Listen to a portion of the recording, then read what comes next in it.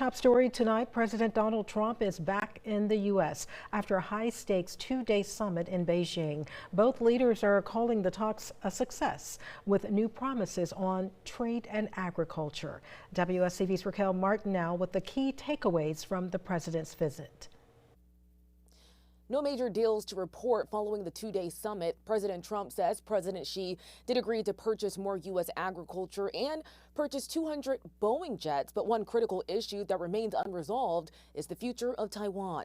We had an amazing time. President Trump left Beijing on a high note. President Xi's an incredible guy. The feelings appear to be mutual following a two-day summit where leaders discussed trade, emerging technology, and the Middle East. The Chinese government posted online that the visit marked a, quote, new beginning. It's unclear where that leaves Taiwan, however. President Xi made waves Thursday when he suggested U.S. military aid to the island would risk a conflict between the U.S. and China. Pressed about it on Air Force One, President Trump acknowledged Xi's desire to control Taiwan, but did not commit to ending U.S. aid. I made no commitment either way. Back in Washington, House Speaker Mike Johnson brushed off Xi's warning. We've made America's interest very clear, our position on Taiwan.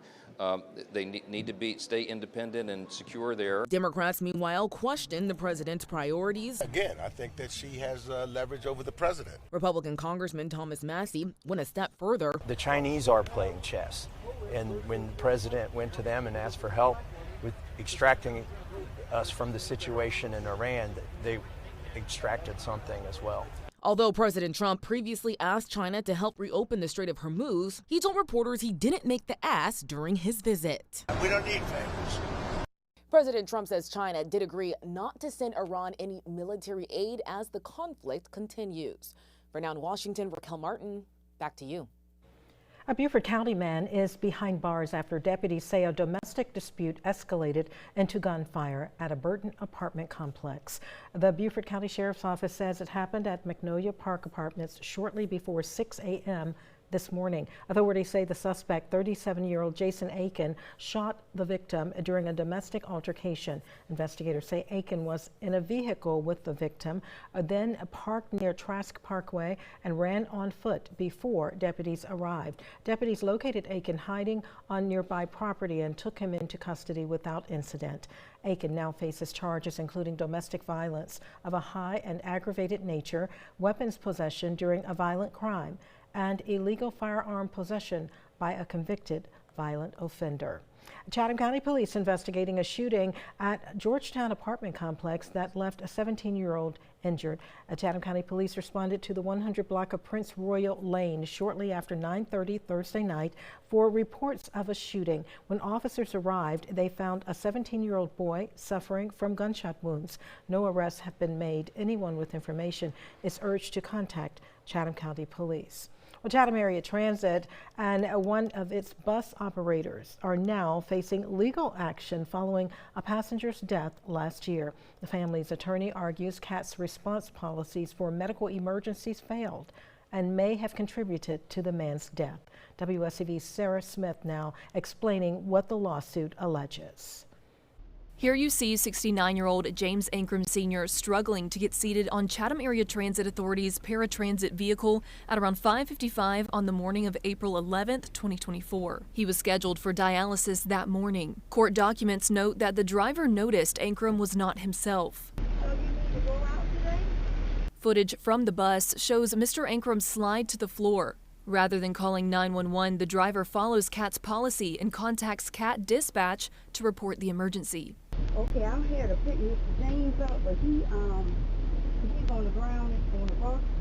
But according to court documents, CAT dispatch classified his condition as non-emergent. These policies and procedures that they have in place, specifically with regards to calling dispatch first when there's a medical emergency, could potentially put, and did in this case, Mr. Ankrum at a serious risk of dying. Attorney Alex Mayfield is representing Mr. Ankrum's wife, Ava. He compared this policy and procedure to playing a game of telephone and says the severity of the situation was lost in translation in this first call. She calls back about 8 minutes later and says, "We don't have a pulse." After the second call, CAT dispatch upgraded the situation to emergent. I have a cardiologist has looked at this file, and he gave that opinion. He said every single second counts. EMS arrived on scene 14 minutes after Ankrum Sr. collapsed. He died at Memorial Health 2 days later. The cause, anoxic brain injury after cardiac arrest. When asked for comment, a CAT spokesperson replied, quote, CAT staff is unable to comment on pending litigation. Under Georgia law, CAT is a common carrier, and under the law, they have to provide extraordinary diligence to keep their riders safe, and they failed to do that in this scenario.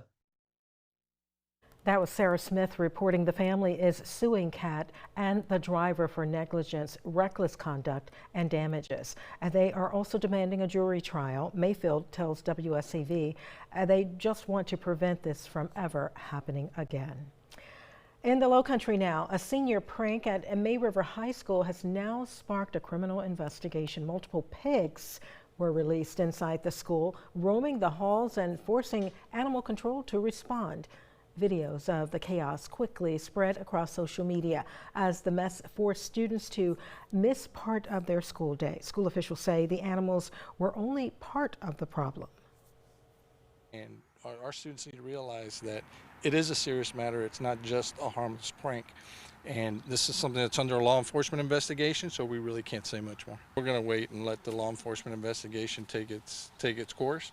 And but that's really the main message, right? Is that pranks, that turn into a cost of damage for facilities is not acceptable and it's not appropriate. District leaders report significant vandalism inside the building, including misuse of fire extinguishers and other property damage, leading to an early dismissal while crews cleaned up. A special legislative session on redistricting in South Carolina will continue again Monday morning. Governor Henry McMaster has called for a special legislative session to consider redrawing South Carolina's congressional maps. Republicans say the goal is to rework the districts ahead of the midterms. Currently, Democrat Jim Clyburn is the state's sole Democratic member of Congress, serving his 17th term. Political expert John Brasini says a new map could push the election into August and shift campaign strategies across the board. You don't follow politics, you do know how much it costs to fill up your car with gas. You do know what the cost of groceries is. And at the end of the day, you're going to look at what the status quo is, and you're probably going to come to the conclusion that, unless you're a tech billionaire, your budget's probably been impacted. So how do the candidates then shift their message? And then what other candidates might be compelled to get in the race because they feel that their message might resonate a little more? Primaries are currently set for June 9th and early voting begins May 26th, but a redistricting could push that back to mid-August. Well, Tybee Island was drenched today as the annual Beach Bomb Parade got underway. The long-standing tradition known as one of the largest water fights in the South once again brought thousands to the island, celebrating fun, community, and Tybee's signature laid-back spirit. Thousands of people lined Butler Avenue as the parade rolled out. Beach bums on the floats say the event is all about embracing Tybee's playful spirit and bringing the community together for a day of lighthearted fun. To see in the community. I love seeing all the tourists come in on a Friday afternoon at 6:30 to come hang out with everybody and spray us with water guns. It's fun. Yeah, letting their hair down. Yeah. People let their hair down. Yes. Everybody comes together. They're getting wet. They're getting shot. Everybody has such a great attitude. Yeah. It's the way it is with the island, is that everybody is just open to things. The Beach Bomb Parade began as a homecoming celebration for a Tybee softball team back in 1987, and it has since grown into a signature island event.